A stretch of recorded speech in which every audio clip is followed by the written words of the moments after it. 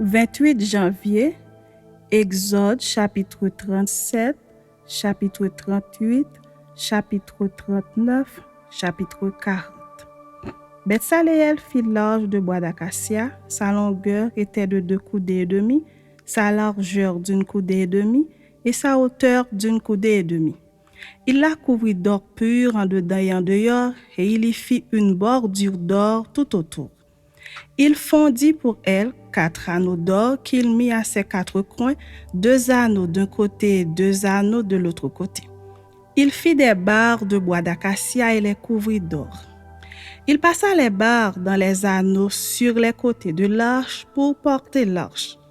Il fit un propitiatoire d'or pur.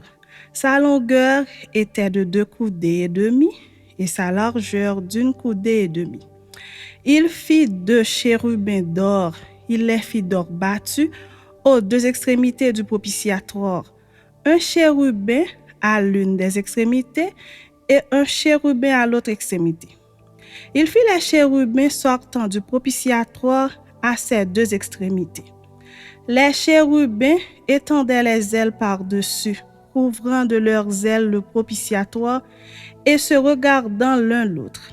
Les chérubins avaient la face tournée vers le propitiatoire. Il fit la table de bois d'acacia, sa longueur était de 2 coudées, sa largeur d'une coudée et sa hauteur d'une coudée et demie. Il la couvrit d'or pur et il y fit une bordure d'or tout autour.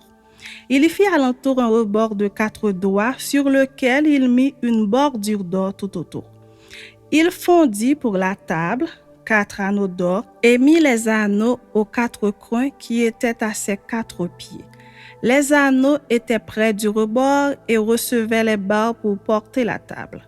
Il fit les barres de bois d'acacia et les couvrit d'or, et elles servaient à porter la table. Il fit les ustensiles qu'on devait mettre sur la table, ses plats, ses coupes, ses calices et ses tasses pour servir aux libations. Il les fit d'or pur. Il fit le chandelier d'or pur, il fit le chandelier d'or battu, son pied, sa tige, ses calices, ses pommes et ses fleurs étaient d'une même pièce. 6 branches sortaient de ses côtés, 3 branches du chandelier de l'un des côtés et 3 branches du chandelier de l'autre côté. Il y avait sur une branche 3 calices en forme d'amande avec pommes et fleurs, et sur une autre branche 3 calices en forme d'amande avec pommes et fleurs. Il en était de même pour les 6 branches sortant du chandelier. À la tige du chandelier, il y avait 4 calices en forme d'amande avec leurs pommes et leurs fleurs. Il y avait une pomme sous 2 des branches sortant du chandelier, une pomme sous 2 autres branches et une pomme sous 2 autres branches. Il en était de même pour les 6 branches sortant du chandelier. Les pommes et les branches du chandelier étaient d'une même pièce. Il était tout entier d'or battu, d'or pur. Il fit ses 7 lampes, ses mouchettes et ses vases à cendre d'or pur.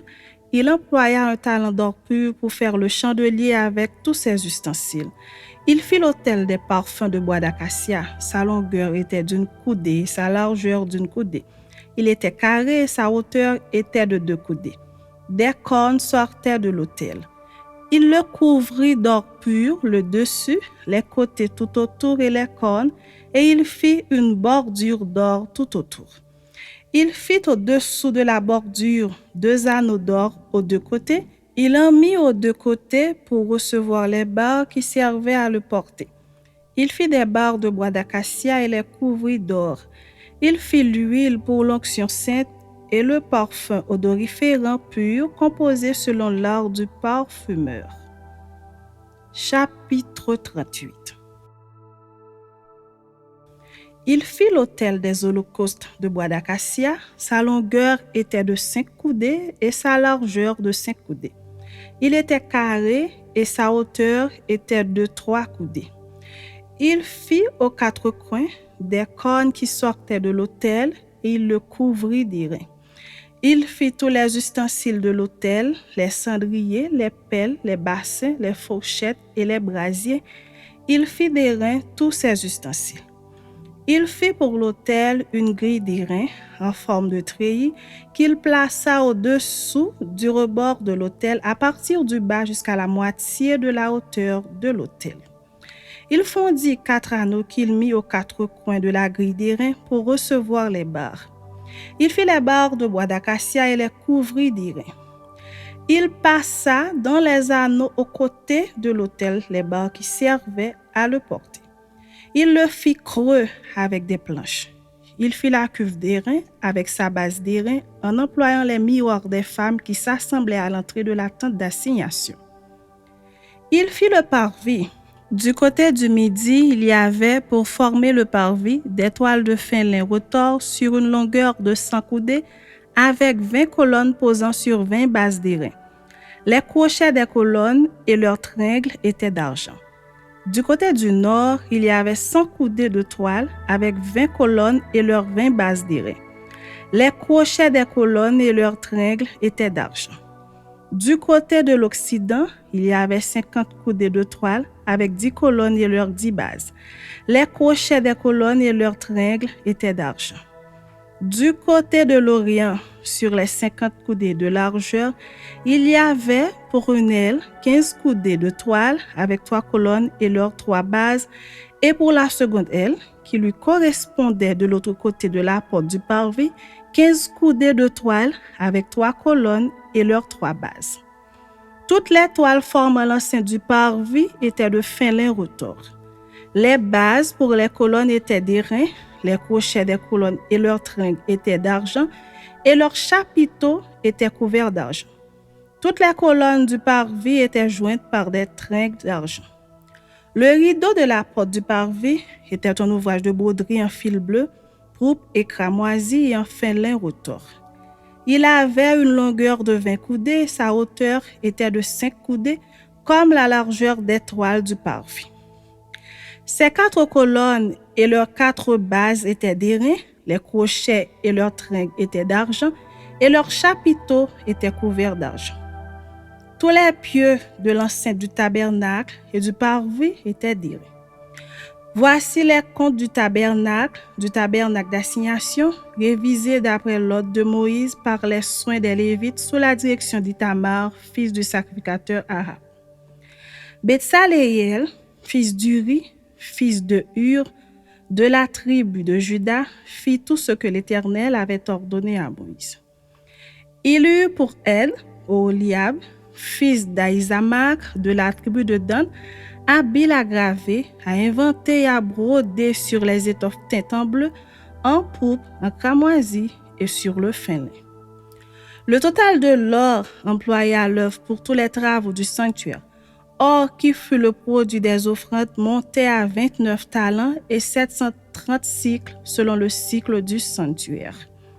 L'argent de ceux de l'assemblée dont on fit le dénombrement montait à 100 talents et 1775 cycles selon le cycle du sanctuaire. C'était un demi-cycle par tête, la moitié d'un cycle selon le cycle du sanctuaire, pour chaque homme compris dans le dénombrement depuis l'âge de 20 ans et au-dessus, soit pour 603 550 hommes. Les 100 talents d'argent servirent à fondre les bases du sanctuaire et les bases du voile, 100 bases pour les 100 talents, 1 talent par base.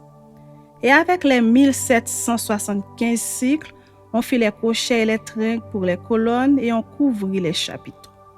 L'airain des offrandes montait à 70 talents et 2400 cycles.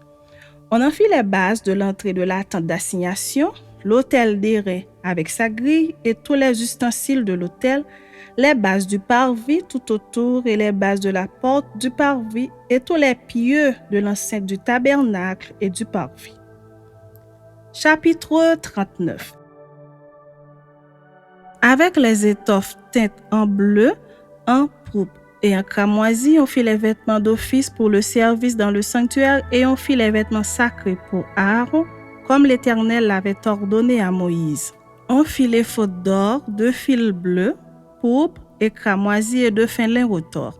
On étendit des lames d'or et on les coupa en fils que l'on entrelaça entre les étoffes teintes en bleu, en pourpre et en cramoisi et dans le fin lin. il était artistement travaillé. On y fit des épaulettes qui le joignaient et c'est ainsi qu'il était joint par ses deux extrémités. La ceinture était du même travail que l'éphod et fixée sur lui.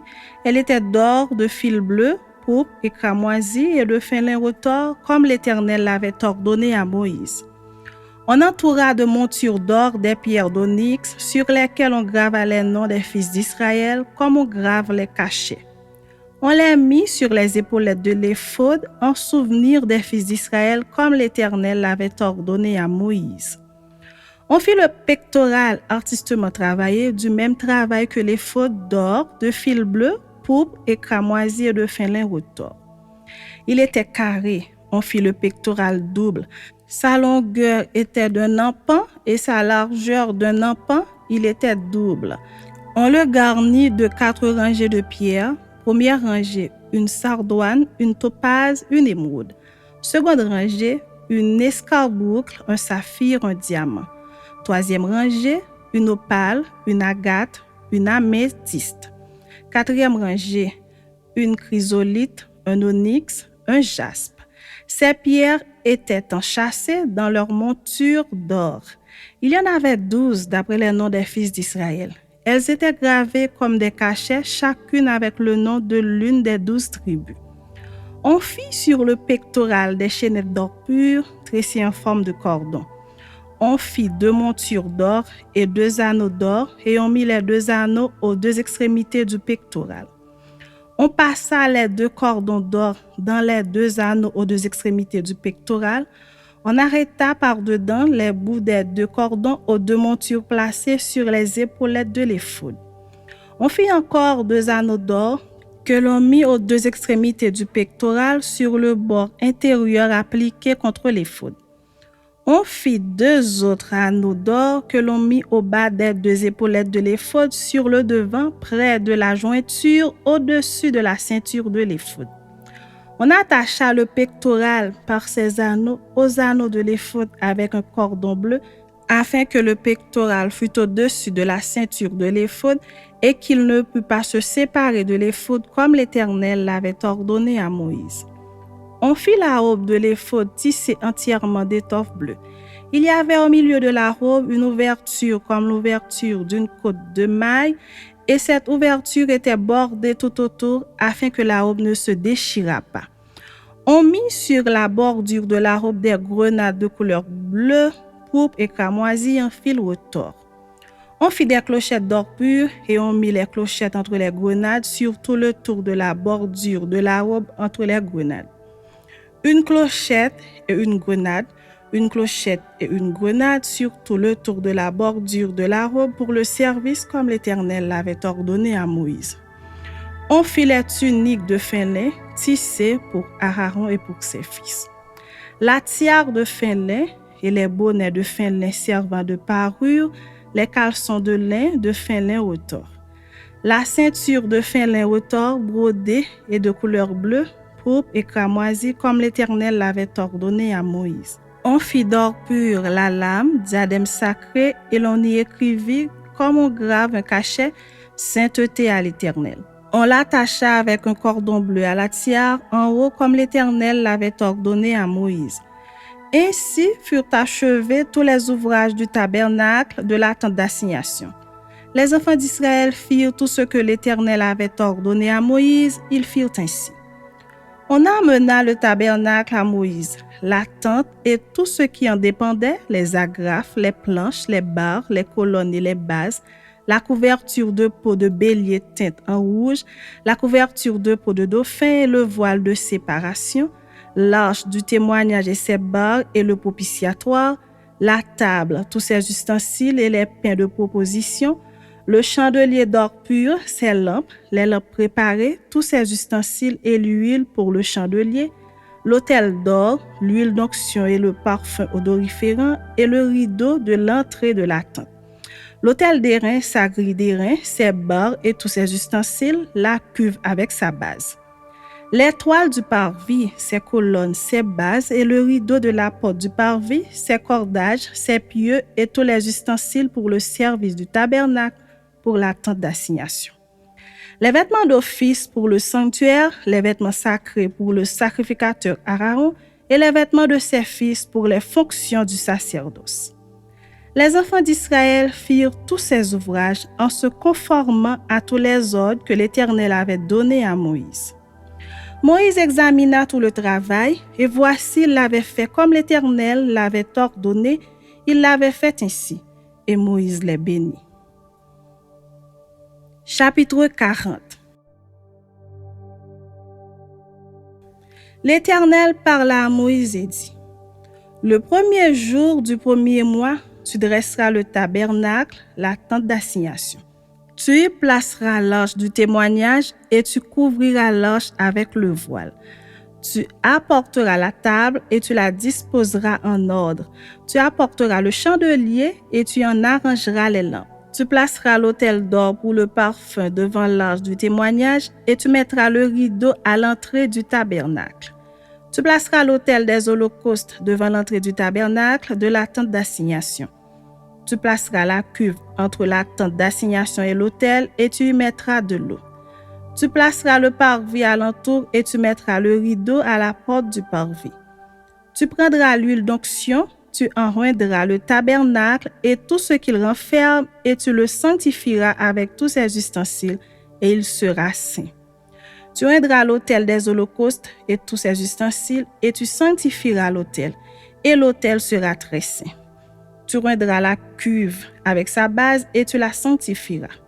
Tu feras avancer Aaron et ses fils vers l'entrée de la tente d'assignation, tu les laveras avec de l'eau. Tu revêtiras Aaron des vêtements sacrés, tu l'oindras et tu le sanctifieras pour qu'il soit à mon service dans le sacerdoce. Tu feras approcher ses fils, tu les revêtiras des tuniques et tu les oindras comme tu auras oint leur père pour qu'ils soient à mon service dans le sacerdoce.